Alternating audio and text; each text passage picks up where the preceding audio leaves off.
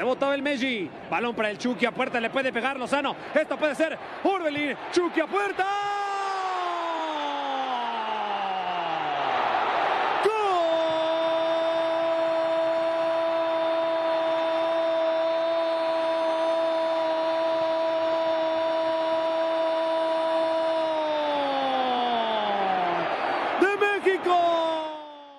And with that, we are kicking off episode 305 of La Cantina MX.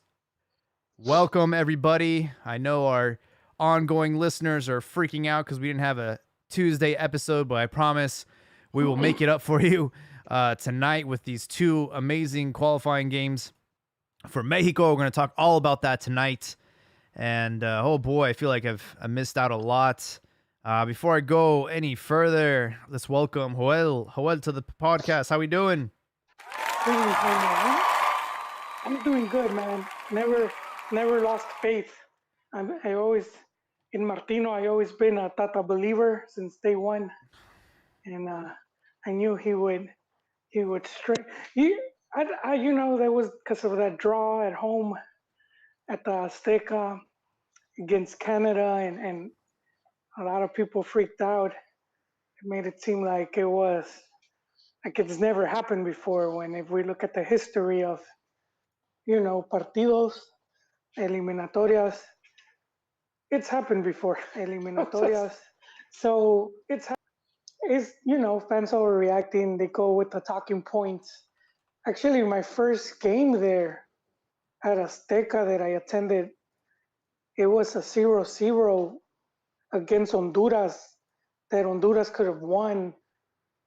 They hit the post almost at the end of the match.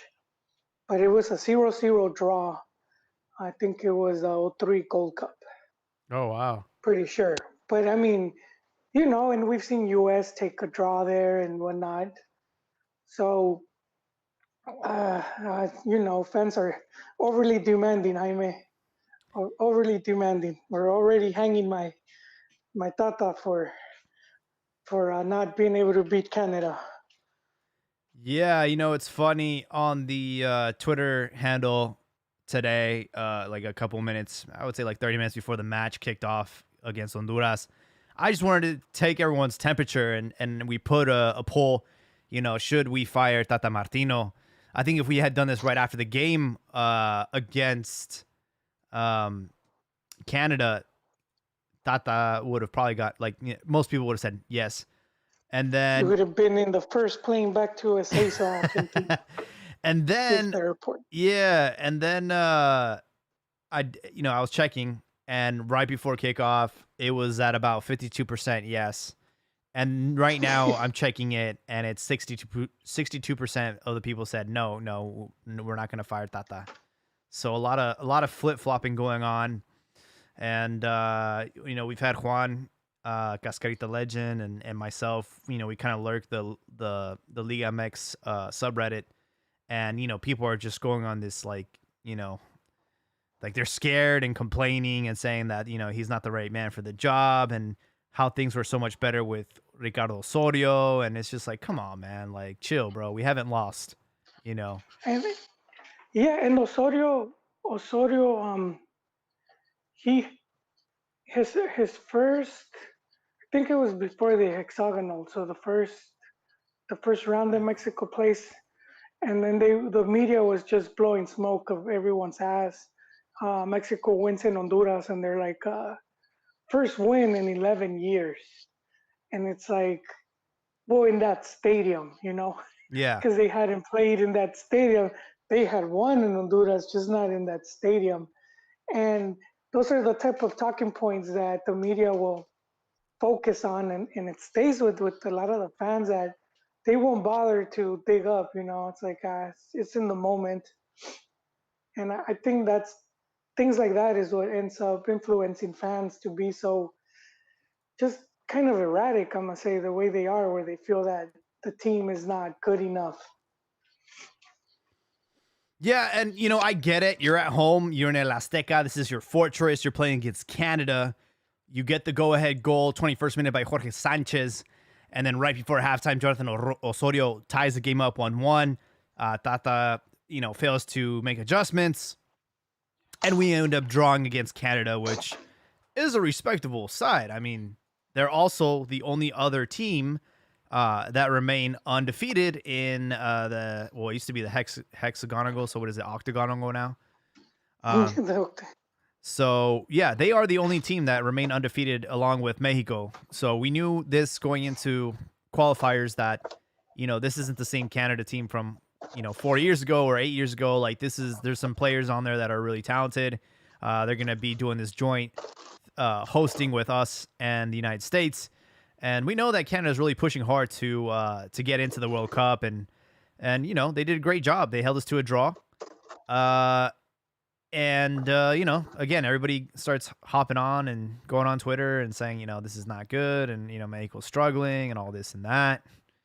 But what happened today? Today, Mexico handled Honduras quite comfortably, a 3-0 victory. Sebastián Córdoba, Rogelio Fallas, not today. He didn't falla. It was Rogelio Funes Mori. And then, of course, El Chucky Lozano to get a bow tie on this thing, 3-0. And a quite, I think, convincing performance by Mexico. And I think everybody can relax a little bit after seeing this victory and seeing us on top, 11 points, number one, no losses. USA actually lost today to Panama, so they remain in second place with 8 points. Panama with 8 points, Canada with 7. If this was to end as of today, these would be the 4 teams that have made it. So everything's fine, guys. Yeah, everything's fine again. All is well in the world. And I think that was a big part of seeing the U.S. because they had bumped Mexico down. You know, they did. So I think after the Canada game, the U.S. won. They beat Jamaica, I believe, and then they went up. And it's crazy. Fans still like freaking out, even though the team is in second place. And I was reading some of those comments that you talked about. People were saying it was a good thing if Mexico missed out on Qatar. And I'm thinking, dude, team is in second place. How are you seeing that? That they're like, you would think they're performing like Honduras. Yeah. That is like losing points at home. They lost, they lost to the U.S. pretty bad, Yeah, which they is did. what kicked. That's what turned it around for them, because the U.S. had they weren't doing so good. They started off and slow. they had all these Mm-hmm. they had all these injuries. They had to play with reservas. They were missing some of their key players, and that's when we saw Pepin. He stepped up, and then he stepped up against Jamaica, and then all of a sudden U.S. is in first. Yeah. And but the region's always been like that. It's not surprising. Nothing that's going on. It's surprising. It's just keeping track of what the teams are doing. And I think Mexico fans were pretty like I don't know if conceited is the right word, but we don't like care about the rest of the teams. So we don't like, who cares? They just suck, and that's that. And so we won't like keep track of what's going on with them, of how they're working, or what's going on with that group of players and whatnot. I think if the U.S., for example, if all those young guys weren't playing abroad in Europe, they wouldn't have put much stock into that team. But because you saw these names test with Barca and what's his face with Juve, and you had all these guys, and all of a sudden everyone's like impressed. And I always said it, they don't need to, just, they're not good because they're in those teams. They're in those teams because they're good. They would eventually wound up over there.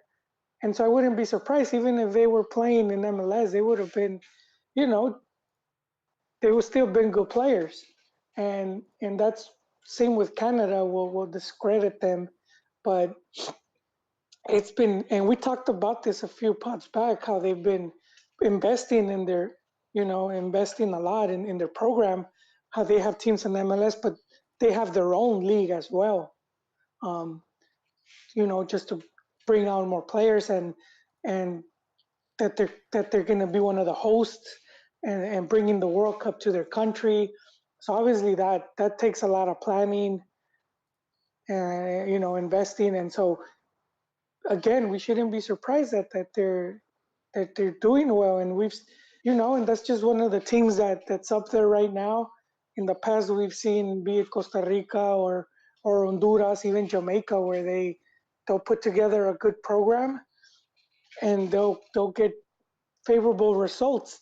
And so Panama's been one of the latest ones since they started their whole, investing. That's the key word. I'm like, I don't know if you ever saw Pee-wee's Playhouse. When they said a word, everyone had to scream.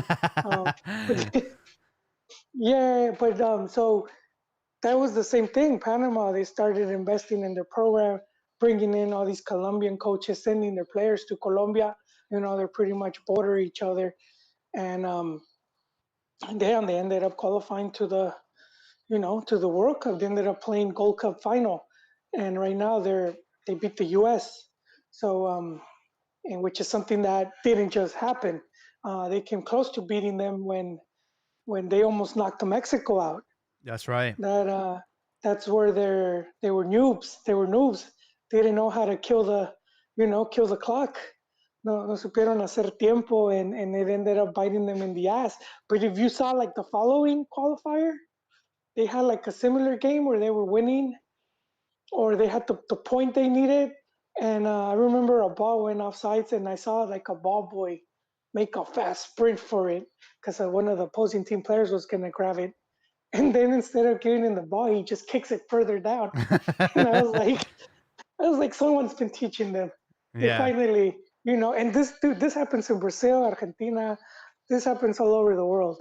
And it's just things you do to start making more time and getting the other team to begin getting desperate. So that's what we're watching. I think Mexico's been doing well. Like Tata's whole, if you look at his whole win, his whole win-loss, his whole ratio, it's very favorable. People might not like how the tricolor is playing, but that always happens because it's not always tactics. I think for me, that's been one of the mistakes that fans make. And again, I go with the media with, programs like Fútbol Picante and whatnot, because they're going to find something to make, clickbait. And I think they always go for tactics. Oh, the tactics and blah, blah. But a lot of times it's the players, they're just not going through a good moment. And it's going to reflect in the cancha. And it don't matter what tactics you have.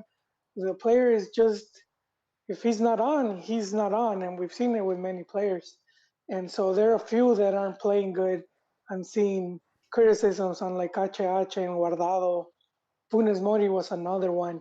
And so but that's where the call for the manager, because it's like, do you just boot them right now and hope the next guys are going to perform better? Or do you hang on to these guys and then hopefully by the time the World Cup kicks in, they're back in form? Yeah. I don't know. I just feel like maybe it's because of the times, the internet, everything's like instant gratification, and it makes everybody very, very fickle and very, they make impulsive decisions. And that's just like the way we live now. And you've seen it in the world of football. Like, coaches have a very short leash now. But I don't think that your couch fan or your couch coach understands the process that goes into, number one, picking the coach, and then what's going on behind the scenes that we don't know about, how well they gel with the players, how well they have things going on, actually, Like, Tata's a very accomplished coach. I mean, it's not like anybody can just coach, Barcelona and in Argentina. and Argentina. So it's like, come on, man. Like, this Yeah. guy's like, respect the process. I know, and I don't think I've ever seen any proceso be respected. There's always been complaints, even with Juan Cambios Osorio. Everybody complained about how he never had the same lineup twice. And when we qualified to the World Cup, it was a completely stress-free qualifier. We didn't run into any bumps. We only lost once. Mexico ended up with 6 wins, 3 draws, 1 loss. Keep in mind, this is back when it was just 6 teams. Now there's 8 teams. So there's going to be more matches. But Mexico already a third of the way into this qualifier. They're sitting on top. They haven't lost any matches. And, I mean, what more do you want? What more do you want? I don't understand what people want. They just, again, a lot of this stuff gets pumped up. They blow smoke up people's ass, and then as fans, we tend to just remember the good times. We'll forget. I still read about fans, wanting La Volpe. They were praising him. And if we were to do an analysis of, how he did, it's not as good as people claim, but they remember like the match against Germany at the Confederaciones. Nostalgia is one hell of a drug. It is, but they forget that La Volpe was never able to win a second round game outside of Mexico. He never won it, not in Olympics. He was eliminated Olympic team group stage. And then Gold Cup, the second one, because he played 03. And then I think it was 05. They didn't make it past the second round. And then at the World Cup again, no quinto partido, same at the Confederaciones. And so you want that dude where just because there was 2 games where the team looked really good? Yeah. I don't know if you've seen this movie, White Men Can't Jump. I don't think I've seen it, but I know of it, yeah. You need to watch that one. Jaime's must see is with Wesley Snipes and goddamn, what's this dude? What's that dude's name? He was in True Detective the first season, and Woody. He was in some.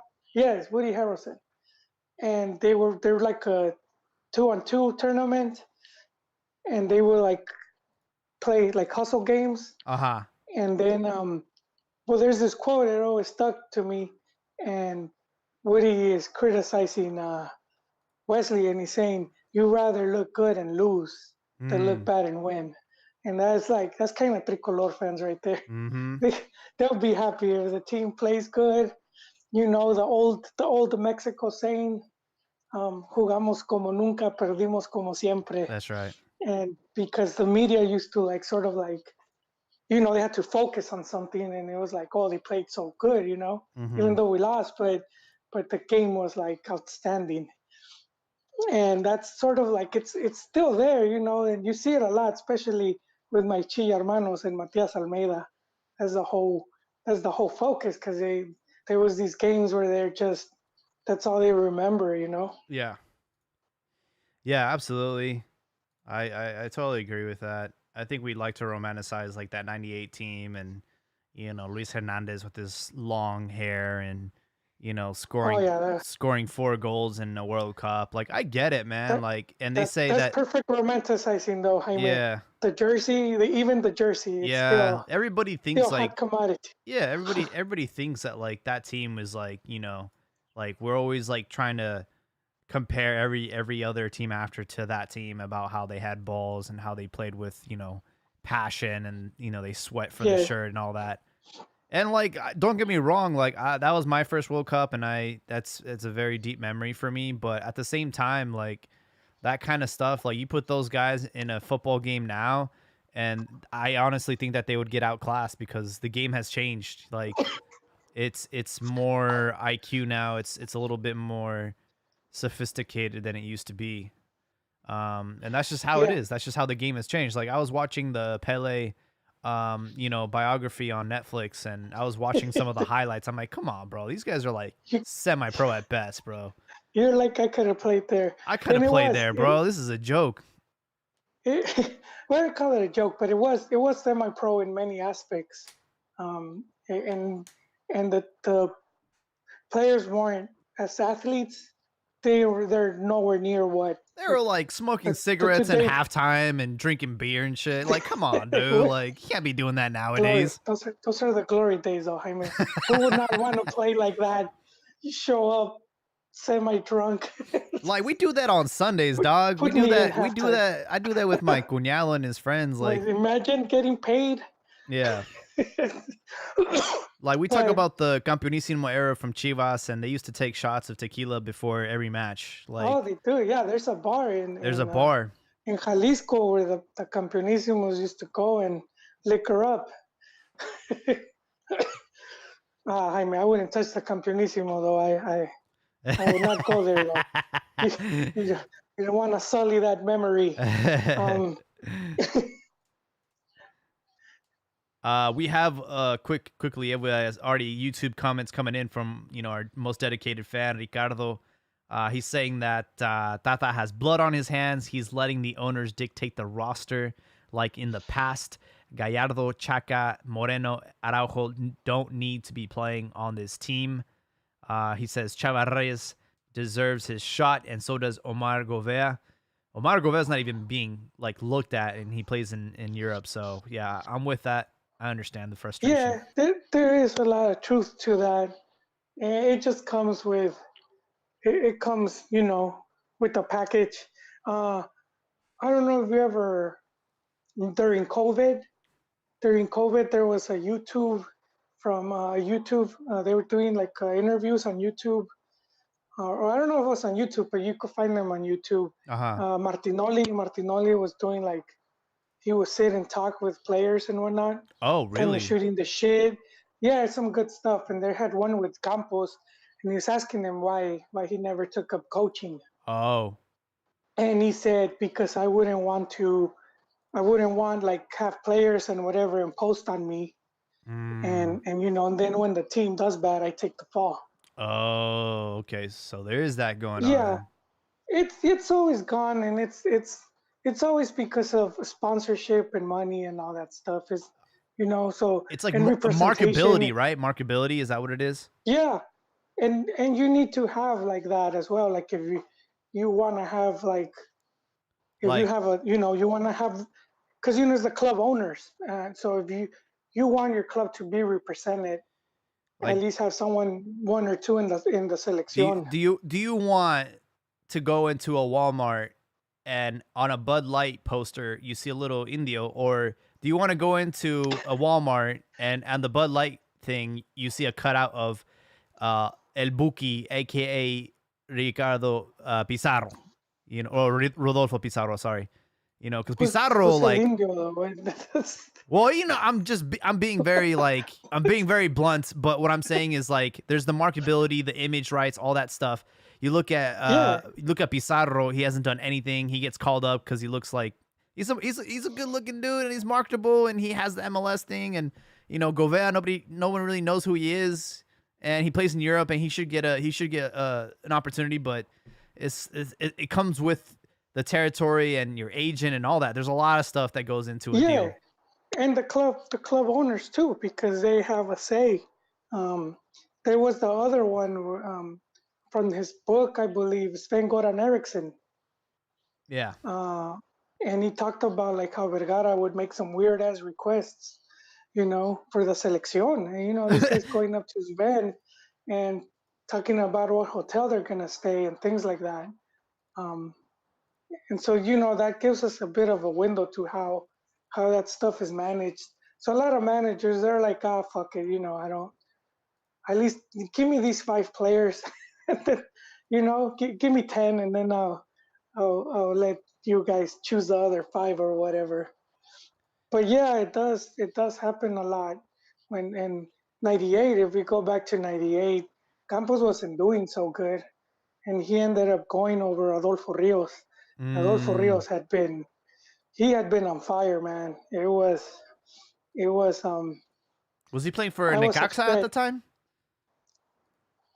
He played at Veracruz. I don't know if he was at Necaxa.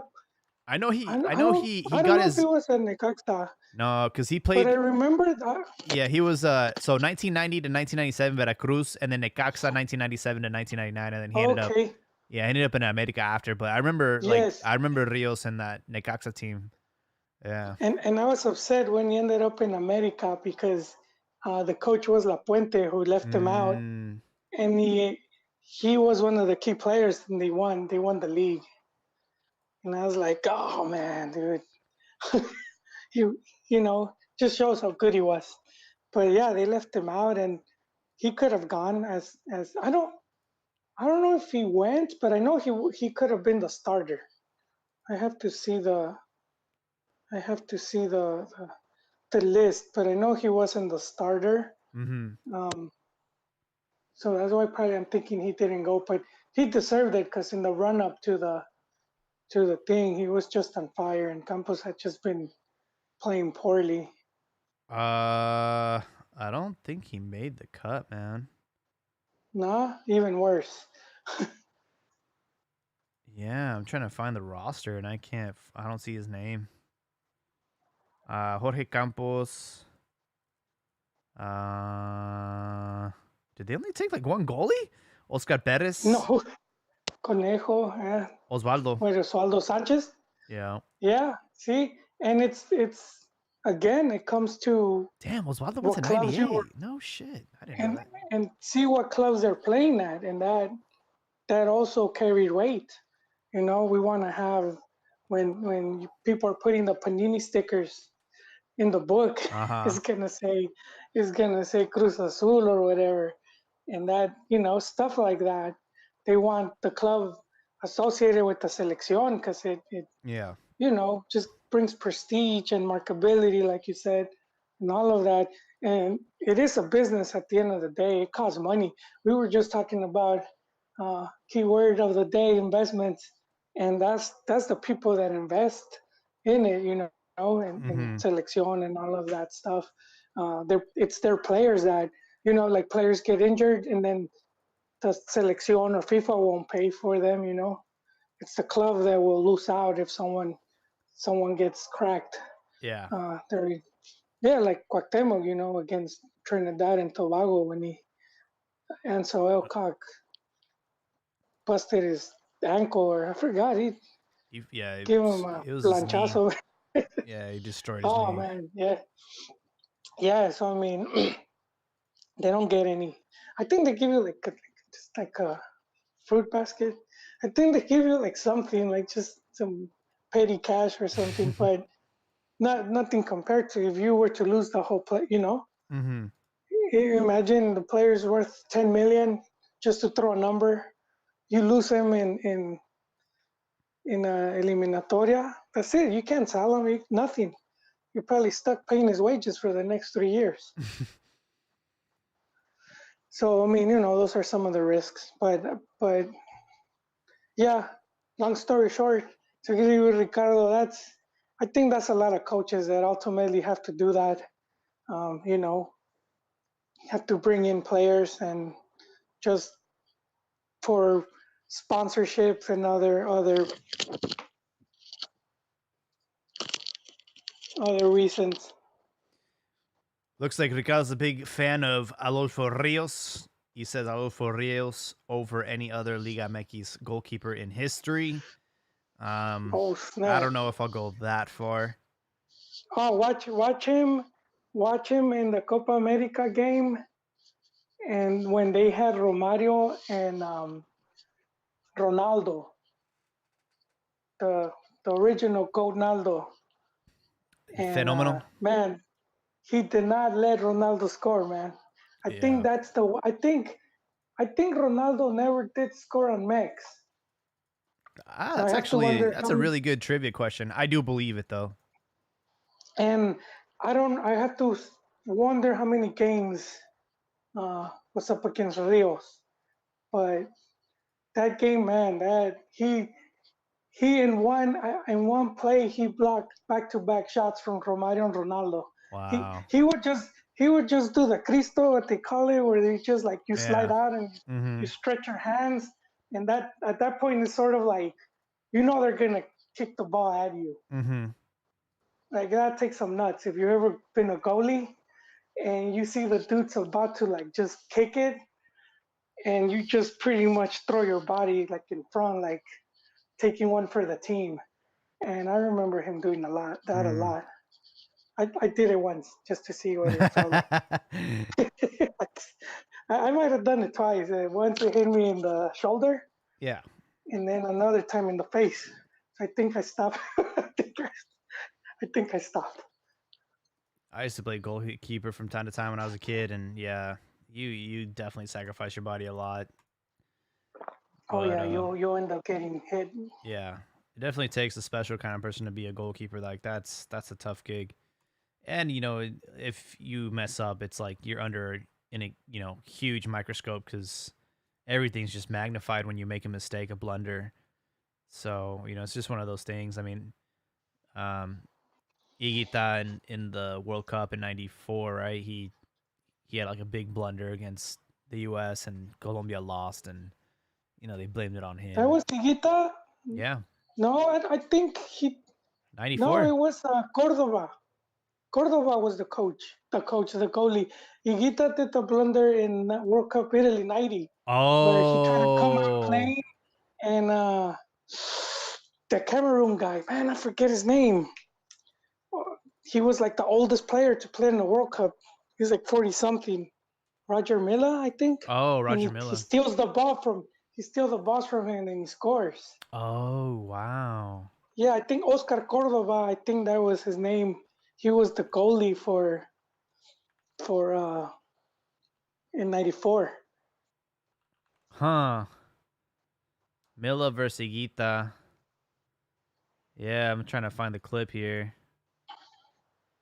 He's dude, Higuita's playing like in the midfield. What is he doing? Oh, He would always play up there, dude. He cut in and then he just took the ball right from him. Damn. He would do that. Campos was the other guy that would do that, and there was another Argentine from a few years back. Name's forgetting, but they would some of the first to be playing that high up. That's why I remember there was a goalie in Europe. I forgot where, and they were trying to say how he was revolutionizing the game because he was like playing further up, and I was like, what the fuck are they talking about? This it's never been done before. Andres Escobar, own goal, 94. Oh, I remember that. Andres Escobar. Yeah, he slid. Yeah. He did like a slide and he kicked the ball past the goalie. Yeah, and then they end up killing him. Yeah, he went back like straight away. Yeah. And he went to a bar. And that's back when the narco stuff was big, and well, from what I heard, and that was, you're going way back to '94, but that it was like some dude that had bet like a lot of money, and they're playing the U.S., which was like they were just a host. They didn't really have players that you could say were like well known or like world class or they're just pretty average. Mm-hmm. I say that with all due respect. And so I guess he expected an easy win, and they ended up losing. We have some more comments. Power hungry owners destroys Mexico's chances of ever doing anything good, and now with Liga MX joining MLS in the Leagues Cup, Mexico will be doomed. But Mexico has done good. They have 2 under-17s. They have an Olympic gold. They have a Confederaciones. Second team besides Brazil in 5-6 consecutive World Cups, and just going to 6 consecutive World Cups. Let me use my fingers to count how many years that is. 20, almost 30 years of straight World Cup, man. That's a lifetime for a lot of people. And there's teams that, hey, I'll take them years to get back. Peru that recently went, they hadn't qualified since what, like 1970 or I something like know, it's that. crazy. So be glad you're not becoming an old man of not seeing World Cup soccer. I know. If you're and you get to go and dude, a lot of people have fun at the World Cup. So it's not just the team, it's the experience of being in another country, Yeah. hanging out with a bunch of fans and doing desmadre. And you get a week, you get at least 4 games, dude. You guys are spoiled. You I don't know how know. good you have it. But don't be that quinto partido with the World Cup going to like what, 60 teams? There, I no, know. wait, it's no, 48. not even, because it's what, 3 games now instead of 4. It's 3 well, it's groups of 3. Yeah, chances are though you get like some weak sauce team, Yeah. like you you play like um I don't know who, throw me someone there, Jaime. You'll get Angola or something, Yeah, you'll get like China. and Angola, who La Volpe tied at 0 goals, and they had a semi-pro I goalie. know. Oh man. Yeah, that was one of the worst World Cups, I think, for Mexico. That was pretty bad. Yeah, no, I think we expect a bit more. Like we don't give credit to what Mexico's done. It's not easy. Like, and they've maintained themselves at like top 16. They've been a top 16 team for since 94, Mhm. where they, based on, just FIFA rankings, but not just FIFA rankings. Even if you look at World Cup, when they do like how the teams finished, and Mexico's been like 16, 13th. And that's impressive. There's what, like 200 teams on Yeah. FIFA, but even very few teams, even European teams, consistently rank that high. So I mean, So yeah, like I know people where's the want quinto disconnect then? partido. Where do we hold ourselves like higher than we should be? Like I think that's the problem with us is like we've been consistent for so long but we haven't progressed. You look at countries Well, like Croatia and Belgium that, I mean Croatia is a great example because yeah, we eliminated them from the World Cup and then they end up going to a final against France. And they're a very small country. yeah, And then you look at like Belgium, they've had this like golden era, but they haven't been able to win any silverware. So it's like I don't understand like where the entitlement comes from. Is it just because we're in a region that we are like the kings and because we're a king we expect to like have a decent World Cup, but I don't know where like this entitlement comes from. Like I think Mexico could be on its best day like a top 10 nation and in a World Cup, I think that they could probably end up in a quarterfinal, maybe a semifinal if they get lucky. But I mean, do we really produce enough talent and consistent results to demand a World Cup trophy? Like, that is such a hard thing to do. And I think the expectations are just so unrealistic. You kind of have to know that you're a 6, you're not a 10, you're not hot. yeah. It's a bit difficult to make that comparison with like Croatia, without knowing like a lot of their history and whatnot. So I think that's a mistake too, to see some other country and be like, oh, they were able to do it. Uh, but seeing like what's close by region, you did see Costa Rica have a good tournament, Yeah. and sometimes it's just luck.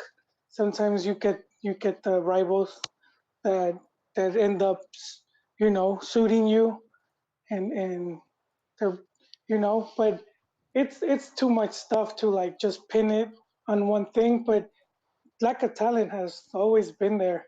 I do think if we do see where the owners did do damage is that, I would say, when they said, okay, open the floodgates for more extranjeros, and we go from 80 to 160 or whatever, and now it's like less and less Mexican players to choose from, and that will hurt the team, because I do think, and we've seen it like just from the past of some of these teams where they could do just as good with more Mexican talent.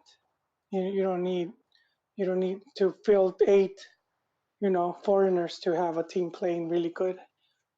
Yeah, and that's the thing too. It's like it's like such a contradictory thing. Like, oh, we should be advancing, we should be better, we should, be fighting for silverware, which I do agree on. At the same time, you won't even support the Mexicans that we do have, or the clubs that value a youth academy, or a team that happens to line up with 11 Mexicans every single week. It's like you have to be able to take responsibility and say, hey man, you're part of the problem. You're over here lining up with like too many extranjeros. You guys need to start, like, Yeah. Well, I'm gonna say this other thing for Mexico competing at the international stage, uh, especially the way they do now. It's recent, because for many years they didn't really have much. They just had like the Gold Cup, which was an old format, and it's region has always been pretty unstable, so that hurt them too. That they didn't have big rivals to challenge them. But even then, they weren't that consistent. Mexico missed out on 2 World Cups from getting knocked out in eliminatorias, 74 and which one is it? 74 and 82.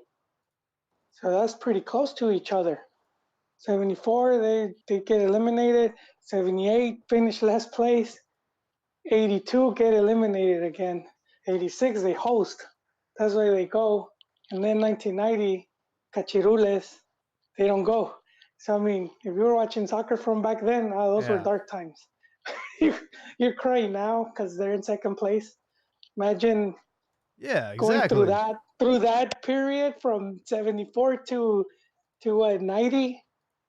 That's like what, 20 years or whatever.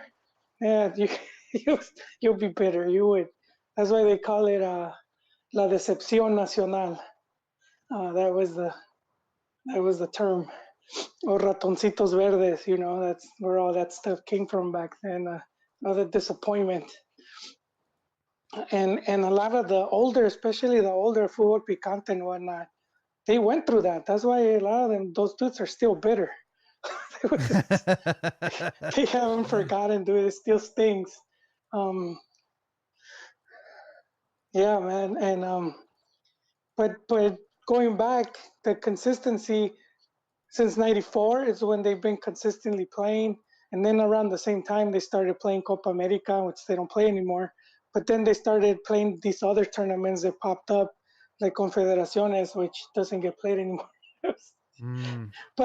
But even the youth tournaments, because before Mexico, it's like almost like I don't know if they cared or it was much of a big deal, but they didn't put that much stock into like going to the Olympics or the under 17 or under 20. You and so that's been fairly recent where you started seeing all of that. And so then you would see them doing good at like a youth tournament, and then so it's like that's where some of the expectations came from. Oh, they won the under 17 golden generation. They should, they're gonna. Yeah, they should transcend at the senior level, and that wasn't the case. Which is a big mistake, yeah, because even before that, you saw Nigeria was like a powerhouse at like under 17, under 20. Portugal, and then they didn't really do much at the World Cup. Yeah, Nigeria even won the Olympics. They beat also Brazil. Because those dudes were not under 17. like the kid from Real Salt Lake. Yeah, we were talking about this kid from Real Salt Lake made his debut at 13. I'm like, this dude was not 13, dog. There's no way. I believe it, Jaime. There's no way, bro. He looks like he's 6'1". Yeah, he doesn't look like a 13-year-old, but I believe it. Yeah. I buy it. Yeah. So, how do you feel about Ricardo Pepi? He's Mexican-American, grew up on the border between Paso and Juarez, and he decides to suit up for the national team. ends up scoring a very big goal in the qualifier, then scores 2 more against Jamaica. And this happened to happen at the same time that, Mexico was struggling to score against Canada. And people are having this like buyer's remorse, like, oh, he should have picked Mexico over USA. And I'm like, dude, this dude wouldn't even be playing in qualifiers if he had picked Mexico. Like, it just goes to Yeah, show you're right. the depth chart between the States and Mexico. It's like, dude, this guy wouldn't even be on the map in Mexico. Like, I think he made the right Yeah. choice. No, he did. He did. And but you're right about that. And not just because of the depth, but also as we talked earlier, the politics. Well, which team is he in, and is there people that are gonna care to give him that chance, or is the coach gonna fight for it and bring him in? That's why a lot of times when they end up, I don't know if you noticed, when they boot out a coach, a lot of times the new coach comes in and it's almost a whole different squad. Mm. And if you pay attention, a lot of times, who were some of the teams that were like pushing to get someone out, and then you see what players are now being represented, sort of gives you a hint of how a lot of that stuff works. Yeah, that makes sense. Yeah, there's that, and then there's a player that just announced that he's gonna switch to Mexico. Julian Araujo. He says mi corazón está con Mexico, and then the rest he's just talking in English. I'm like, Did he even need to do that? I mean, yeah. I'm like, who? you're trying to come. I didn't even know he was. Like, why are you making tweets about why you chose? There was why you also made that decision. there was also David Ochoa, who also chose Mexico, and it's funny, as soon as he posted that, and on the Athletic, I go to cover San Jose Real Salt Lake match, and he's the starting goalkeeper, and Chofis just scores 3 on him, como si nada. And I'm like, dog, Oh, you man. ain't getting called up if you're gonna have these kind of performances, man. It was trophies though. The Chofis effect. It's forgiven. Is and any other striker, then you could it's an on fire trophies. His power levels are over 9,000. I think I think with Pepe, I think, and I was telling Chiquis, because he's, he hates on pochos, and I was like, there's bound to be one that's gonna break. He's gonna break the mold and end up doing good. And so I would want that, because if it raises the profile, that means they're gonna start looking for more players. More That Mexican Americans. yeah, it should open the door, and it's a big community, and we seem to like hate on each other. It's like, I don't know why. Yeah. Ocho cangrejos, I don't know. But if that dude does, I mean, we've been seeing it where they've competed. Mexico and US competed for talent, but we haven't had a player that was like that transcended, or that was like became like. And that's what I'm saying. It's like, name me the ones that were eligible to play for Mexico, ended up picking United States, and then we ended up like really getting affected. None. There has been no player that has made that move, and we've actually had to like eat crow. None of these players are at the world class level, and until that happens, then I mean, we're not gonna. And it's like, it's not a big deal. I don't think it's a big deal. See, I am hoping it happens with this Pepe guy. I'm hoping he Pepe doesn't sound Mexican. It's Pepino or something, but I didn't think he was, But I do hope that he's, I was using that comparison earlier, the one when Arnold was talking about how no one could bench press the 500, and then after the first dude managed to do it, you had a whole, a bunch of guys, and now they've gone over that. And so that's my expectation, that I see that one Pocho gets over the fence, and you're gonna have a bunch more after that, coming through. That makes sense. I mean, at this pace, if he continues this trajectory, he'll probably end up in Europe. And good for him. And make us regret the decision, Pepe. Do something crazy. But until now, we got Rogelio Funes Mori. Thank you very much. We got some comments. Kevin Rivera says first. I'll take it, even though you aren't the first one to hop on. Ricardo has some more comments about Liga MX owners. He says they're back at it again. Jaime, Mexico is petrified of giving young players a chance on the national team. No one tell Tata that Spain has two 17-year-olds in their national team starting 11. And he says, let's be honest, Pepe went with the U.S. because he has a better chance of going to Europe that way. Ooh. Okay. Yeah, but also, like you said, Jaime, it's true, but part of it is because he was going to get the playing time, which he's getting. Yeah. I don't think Mexico, he would have gotten it just because there's that hierarchy and whatnot, more depth. So it would have been more difficult for him to get as much playing time. He would have probably just seen a few minutes here and there. I know that if you check the receipts, yes, the States have exported more players to Europe, but it's a little bit easier. But I agree. Yeah, they practically send them for free. Yeah. It's just like, but I'll say it like, look, man, if you're lighting it up, you'll end up in Europe, dude. Like, we're in the world of like the internet, and anybody can find clips of you. Like, if you're killing it, like, you will get the call. And that happened to Chicharito. That happened to Jota Macias, even though he had to like basically beg to leave Chivas. But if you're killing it, you're gonna get the nod, the opportunity to go to Europe. That's how I feel about it. yeah, I mean, if that's something you want to do, then you just, for those players, it's just doing the sacrifice. That's the other part. Because like Pizarro, if he took a deal, where he's like, all right, I'll go to Chivas, and then he's going for X amount of money and high wages, then he didn't do the sacrifice where he should have known, all right, if I'm being sold at 17 million, there's no way Chivas is gonna let me go for anything less. So at that point, it's like, yeah, you're not going to Europe till that contract expires.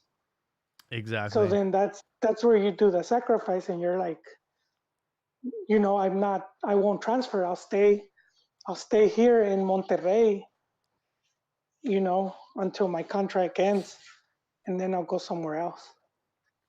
No, wait, he was in Monterrey, Pachuca. I mean, what am I talking about? He would say, I'm staying in Pachuca, and then I might let my contract end, and then I'll sign with someone else. It's, and we've seen it happen. Doesn't always work out too good. Pulido, left Tigres to go to Olympiacos. Omar Bravo. And yeah, and it's usually messy when you go about it like that.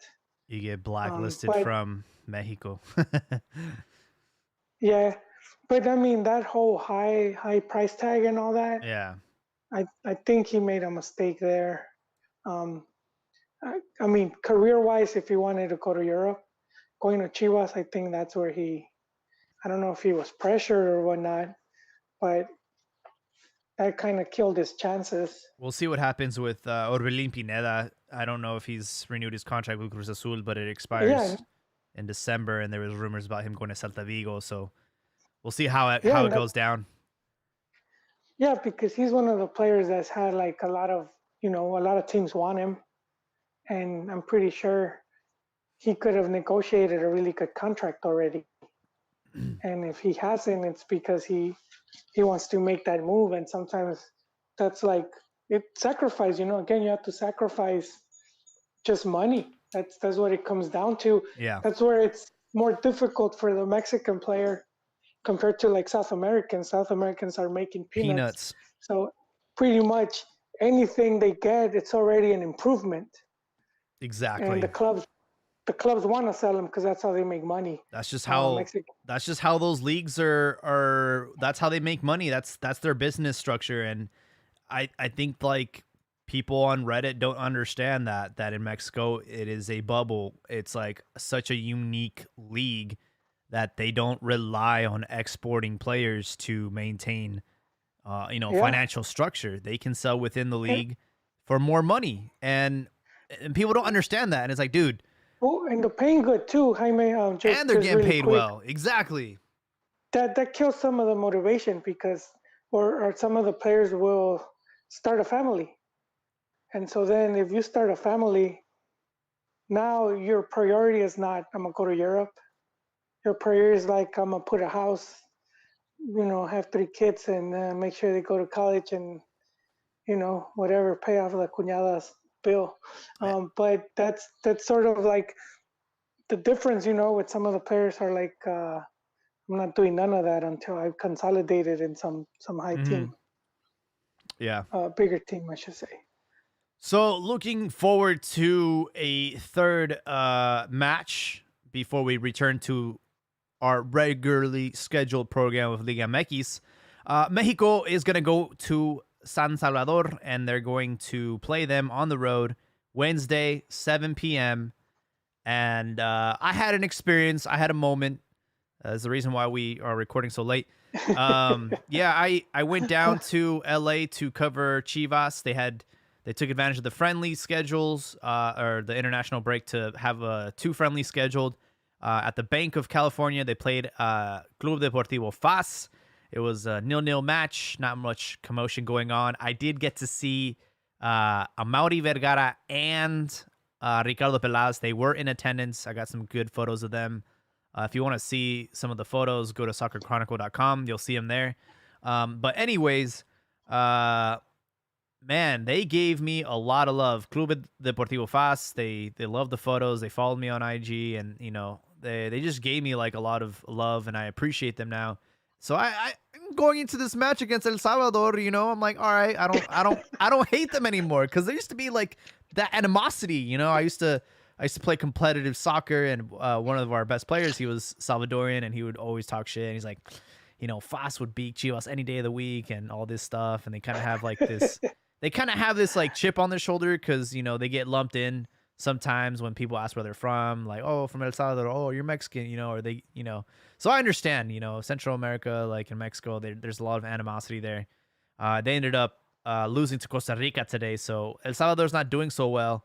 How do you feel about Mexico's chances on the road in a very hostile environment? Do you think they can get away with the victory, or is it going to be a draw or Tata's first defeat?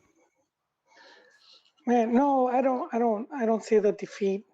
I just don't think El Salvador is that strong. They've beaten Mexico before. To them, that's like a World Cup game. So they do go balls to the wall. Yeah. When they face Mex. They have beaten them, but I think Mex is strong enough. They could do the draw or the win. Okay. Yeah, I could see either or. Either result will be good. Yeah, El Salvador, it's just been bad. They lost to Costa Rica. They lost to, they beat Panama on Thursday. But for the most part, it's just been defeats. Yeah, and they're always like restarting their program because, fun word of the day, investment.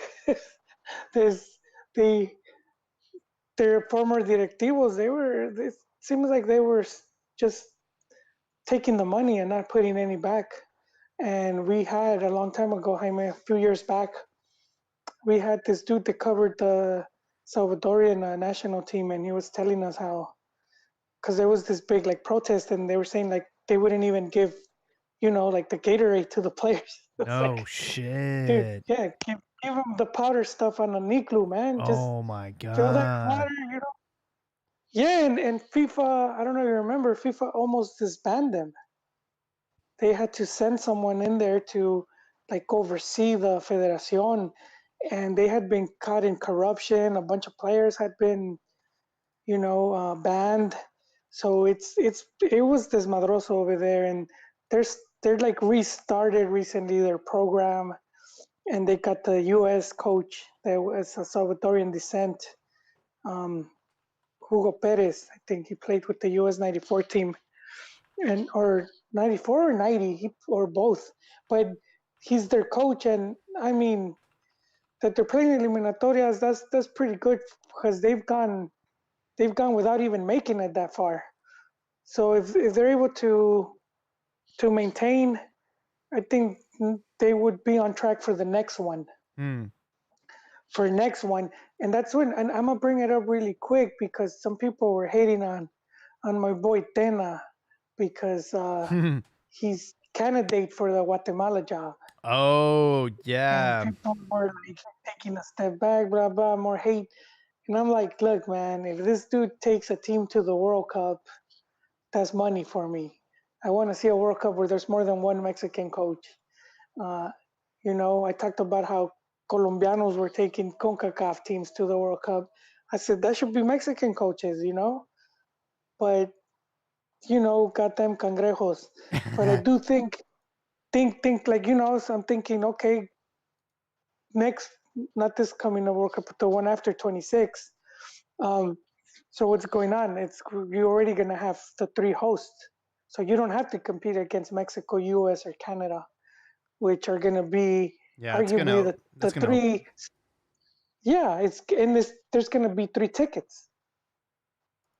3 tickets. So it's gonna be a pretty even playing field, in the least watch qualifiers because Mexico won't be there. But I would still watch just for fun. It's watching the undercard. They're gonna expand it to 48 teams, and 3 spots from CONCACAF are already, they're free up. Man, you're gonna have the likes of Nicaragua maybe have a chance, or one of those Caribbean teams maybe get a chance. That's crazy. It's a great opportunity. Yeah, it is great, and so I mean,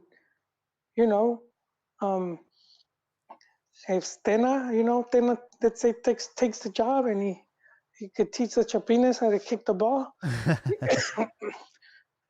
we could very well be seeing, maybe at this point just one Mexican coach, just seeing how there's almost none in Liga MX. There's like what, 1 right now or 2? What, coaches? Out of like Mexican coaches. Well, Michel Leaño for now, and then we have Piojo. Well, we could count Aguirre. That's right. There's 3. Aguirre. Mm-hmm. 3 out of 18. I will give Tuca too, but Tuca's not gonna. He probably won't be coaching selecciones. Anytime soon. But there's like what, 4 in Mexico's own league. Only 4 coaches. 4 out of 18. 4 out of 18. And the fun fact that we've talked about here, every World Cup winner has had a coach from that same country. Yeah, no foreigner, no outsider has coached a country to a title, and I don't think that's ever going to change, man. It might, but I mean, hey, man, it's been a lot of years. There must be something to that. What's his name? The Brazilian coach? I thought he was going to do it with Portugal, but he didn't. Oh, yeah. Felipao. Felipao, yeah.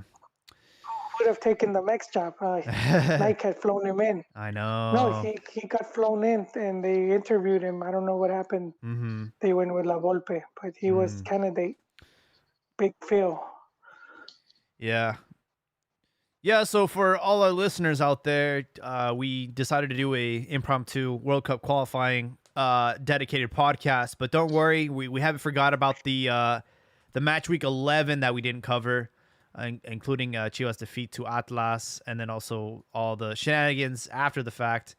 And then also some of the friendlies that happened while this international break happened. I have a lot to talk about with FAS Chivas game, and a lot to talk about the Cruz Azul San Jose game. A lot of chisme going on there. All I want to say to like everybody that's listening or that will be listening to this episode is just stop being an idiot. If you go to a game, don't start participating in the violence, because in the end, everybody loses. Chivas were supposed to play on Saturday against Leon in San Jose, and they ended up having to do it behind closed doors because of the shenanigans that happened in the San Jose Earthquakes game and Cruz Azul. There was a fan that sucker punched a player, and then there was a shooting after the game, and apparently there was violence in the.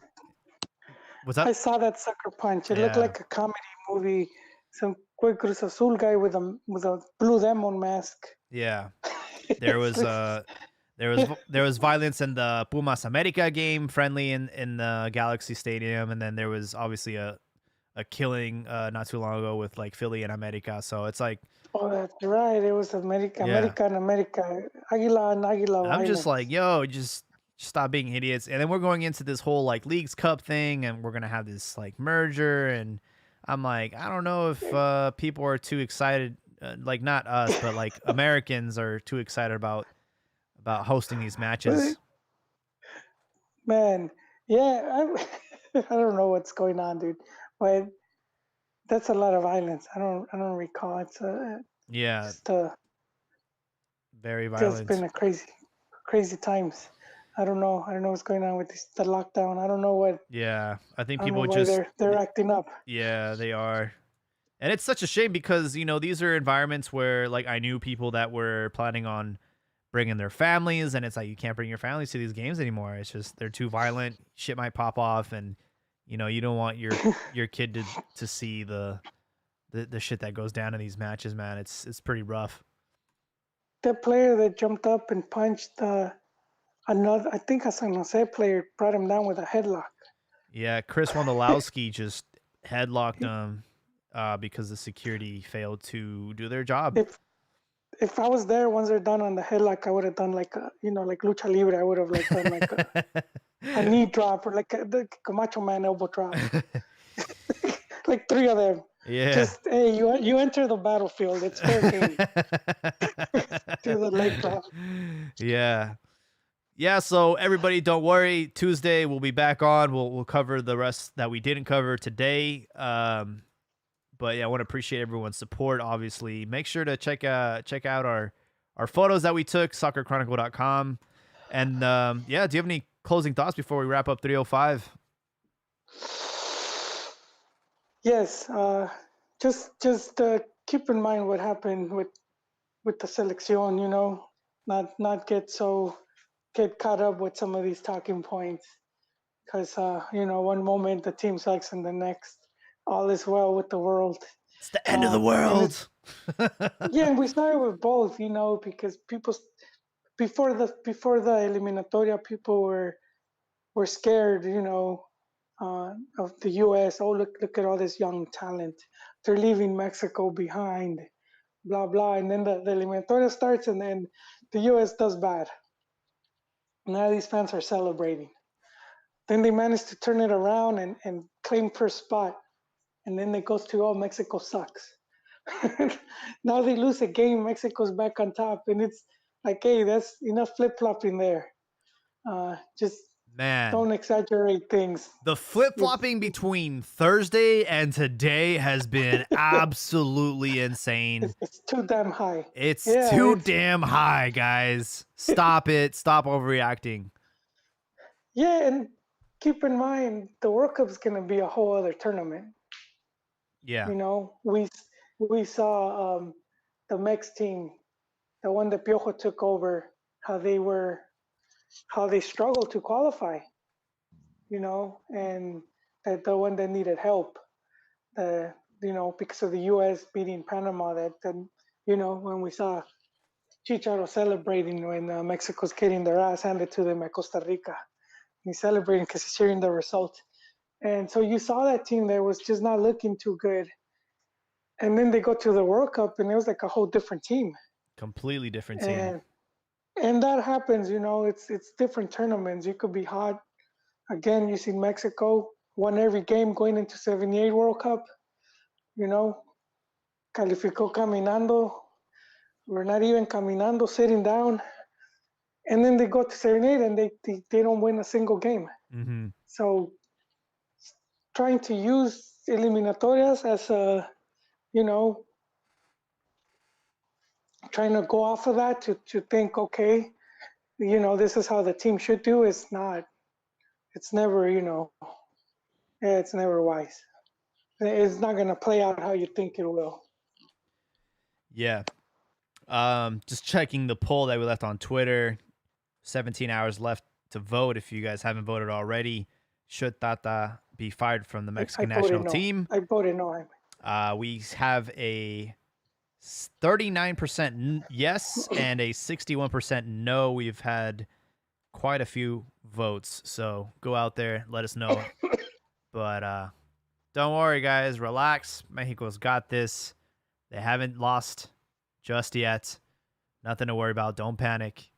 But yeah, I hope. And even if they lose, they're still good. They're still good. We'll be good, guys. It's not that serious. Everybody have a great night. Thank you guys so much for the love and support. Make sure to follow us on the Cantina handle, CantinaMX_pod. And hope everybody has a great night.